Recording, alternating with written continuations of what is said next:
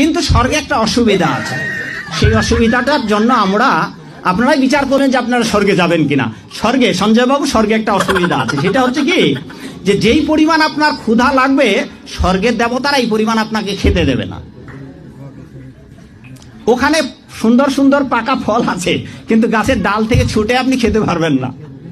ক্ষুধার ঠেলায় আপনি জল খেতে যাবেন, ওই সরোবরে নদীতে যে স্রোতস্বিনী ধারা আছে, ওই জল আপনি হাতে উঠে খেতে পারবেন না। তো ওখানে যারা স্থায়ী দেবতা আছে, ওরা যা খাইতে দেবে আপনার তাই খেতে হবে। ফলে স্বর্গীয় শান্তি নেই। আমার এখানে অনেকগুলো গ্রন্থ আছে, এই গ্রন্থের একটা গ্রন্থে লেখা আছে যে স্বর্গীয় শান্তি নেই। জান্নাতে সব রাখা আছে।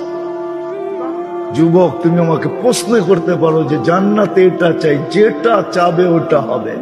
কোরআন বলতেছে মা তাশতাহি, যা চাবে, যা মনে আসবে, যা ইচ্ছা হবে।